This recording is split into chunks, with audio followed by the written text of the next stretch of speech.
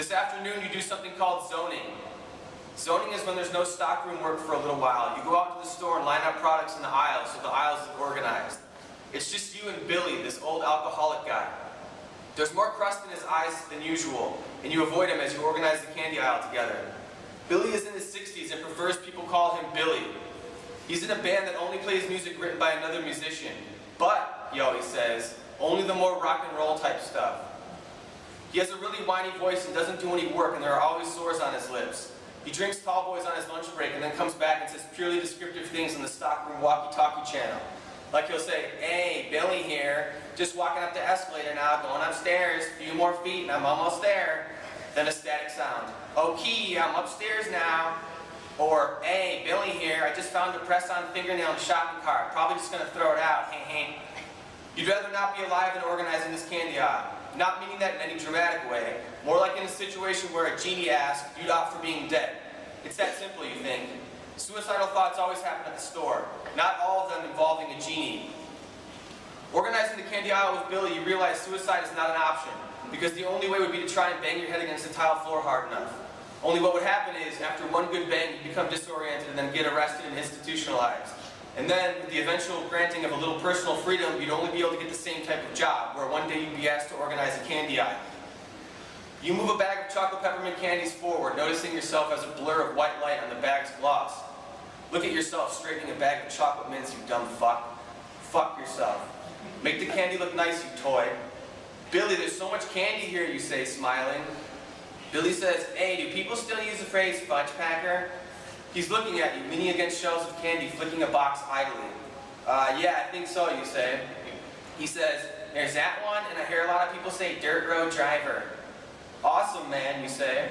"Hey, yeah," he says, "it's cool, wah." You're still confused about why Billy adds wah sometimes. "Dirt road driver," he says, hey. Then he starts listing employees at the store who are gay. A large percentage of the staff is gay, and he starts listing them as though he's compiled important data. "Yeah," you say. You always say "yeah" or "uh-oh" to respond to shit you don't care about, which always causes a long silence. Billy uses the silences to sing short songs to himself about whatever he's thinking or whatever candy he's looking at. Like lighting up bags of peppermint candy, he sings, "I got peppermint, peppermint, yeah, yeah." Or there's "Who wants licorice, yeah, yeah." The peppermint song is your favorite, but there's also a good one about how he's tired and one about gummy bears. More rock and roll type stuff. Billy tells you about how he records music and puts it online and a lot of people listen to it. You say, "Awesome, that's good, Billy."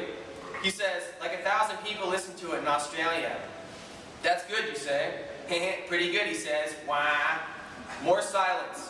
The silence is my pilot, you think, because you're an idiot.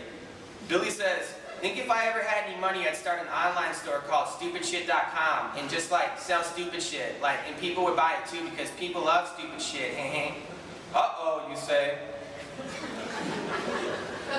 "I know," he says. "Wow, there'd be all kinds of stupid shit, like where I used to work at the lotion store, yeah, and people would buy it from me, He coughs, gets raspy, temple vein swollen, gray goatee. "So you're saying if you had money, you'd start an internet store called stupidshit.com? "Yeah, exactly," he says. You move bags of candy forward and think about Billy and whatever terrible timeline brought him to Earth. Thinking about all the terrible timelines converging and how they make a shape that looks exactly like you. Exactly. Billy pulls a few boxes of candy forward, licks the sores on his lips. Billy. He says, "Oh, I fucking love this fucking one candy right here." Then, like he's talking to himself, he says, "Oh, but I can't eat it, yeah, because my teeth are rotten to bits." He pronounces rotten like rotten. "What is it?" you say. He looks at you confused. "Oh, I don't know, they're just like," he shrugs. "Rotten, falling apart, fucking rotten." "No, what kind of candy are you talking about?" you say. "Which one?" He turns and makes an oval shape with the forefinger and thumb on each hand. "It's like those things with the stuff in them," he says, squinting over the frames of his glasses. "They had the one mascot that was a tiger, I think, or a bumblebee, I don't know." "Oh," you say, "awesome." "Yeah, exactly," he says, going back to organizing. You say, "But you said you can't eat them because your teeth are rotten to bits?" "Yeah, exactly," he says, "they're fucking rotten." You say, "Now as I heard it, you said they've rotted so bad they become bits or something of that sort?" "Rotten and falling out," he says. "Exactly." Wah. Billy tells you a story about drinking too much and falling into a kiddie pool in someone's backyard. You say, uh-oh. He laughs, arranging bags and boxes of candy. Why does there need to be this much candy, you think? You're confused, but you arrange the candy. Not to help the store, but to make sure people know you've been there. Billy says, hey. Then in a Russian, maybe, accent, he says, give me that microfilm. You don't respond in any way except looking at the cuts on your hands and the gray dust on your palms from tying wire around crushed boxes earlier. Wrapping up the wire always leaves metallic dust. You call it gorilla hands. Give me that microfilm, Billy says again. He's laughing in a whiny rasp, looking at you over the tops of his glasses. You say, are you asking me something? I mean, he clears his throat. No, that's what every Russian character in every old American spy movie used to say, he says, smiling. Give me that microfilm, He's holding back a little on the laughing. The sores on his lips hurt, you think, or he's trying to hide his teeth. Oh, Billy. If you were Jesus, you'd heal his sores with a kiss and make teeth from his bones. No, you nail him to a cross with balled fists for hammers. Give me the microfilm, Billy says loudly. That's what they always said. Microfilm, you say.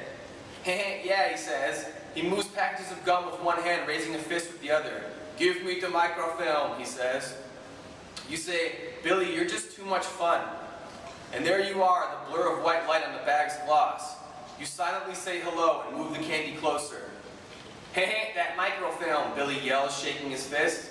Organizing the candy aisle, you say, give me that microfilm, over and over to each other. Maintaining a conversation by saying the same thing over and over at varying intervals. The same thing over and over, laughing each time. He says it, then you do, then there's laughing. The fucking candy aisle. Give me that microfilm, he says loudly. He curls all the fingers on one hand and holds it out at a child passerby. Microfilm! Then, immediately back to normal, he says, oh man, so I got here fucking 43 minutes late today. It's a bummer, man. I have to walk fucking 5 miles to get here and 5 miles back. Plus my shoes suck big time ass. Wow, how many people do you think are in Australia anyway? Sing the Peppermint song again, man, you say, looking at the sores on his lips. He laughs. I don't remember, he says. Billy. Sometimes you imagine him as a newborn baby lying awake in the crib and looking out at the night. Billy, this candy aisle is going to look so nice when we're done, you say? Yeah, he says, should be good. You move a bag of candy closer, noticing yourself as a blur of white light on the bag's gloss. Realizing that work is fun because at least it's a reason to leave the apartment and see people. Like there's this old man who comes into the store every couple days to play the video game display upstairs. He's a regular. He comes in and stands by the video game station and puts his face an inch from the television screen and plays without blinking. Frozen bulldog frown, you think, watching him through the stockroom door window right before lunch today. He stands there in his purple sweatpants and black Velcro shoes and stares at whatever car racing game he's playing. By his black Velcro shoes, he keeps the plastic shopping bag he always has with him. And he drives his race car all over the road and into other cars, comatose and depressing. Maybe, though, you're just dramatizing it. Maybe coming into the store to play video games is a fun thing he does. Maybe he feels fulfilled while playing car racing video games.